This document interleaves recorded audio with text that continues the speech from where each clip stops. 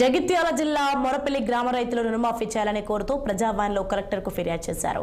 ప్రభుత్వం ఏర్పడిన వెంటనే రేవంత్ రెడ్డి రైతులకు రుణమాఫీ చేస్తామని చెప్పి ఇప్పటివరకు కొందరికి చేసి మరికొందరికి చేయడం లేదని 2 లక్షల రుణం ఉన్న రైతులకు రుణమాఫీ చేయాలని కోరారు.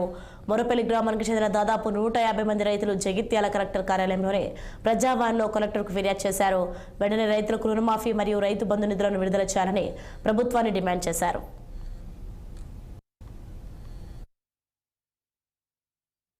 2 లక్షల రుణమాఫీ ఉంది.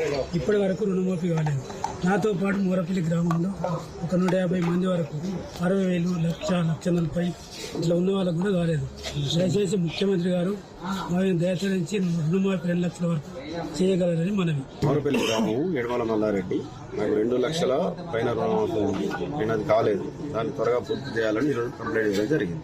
మొరపల్లి నా పేరు ఆయన రాజిరెడ్డి 2,32,40,000 కట్టేసి 1,90,000 అది రాలేదు మాకు. దానికోసం దరఖాస్తు చేయడం జరిగింది.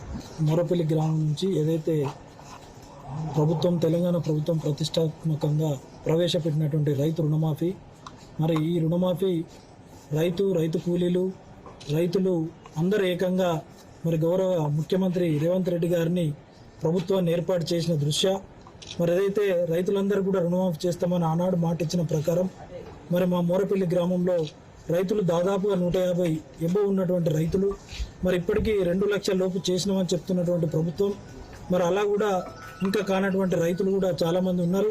2 లక్షల కూడా ఉన్నటువంటి రైతులు మరి ఇక్కడ చూస్తున్నటువంటి నా దగ్గర దాదాపు 6 నుంచి 8 మంది రైతులు కూడా 30-40 వేలు అదనంగా కూడా ఇప్పటికి 2 నెలల నుంచి కూడా వాళ్ళు పేమెంట్ చేసి బ్యాంకులలో అమౌంట్ డిపాజిట్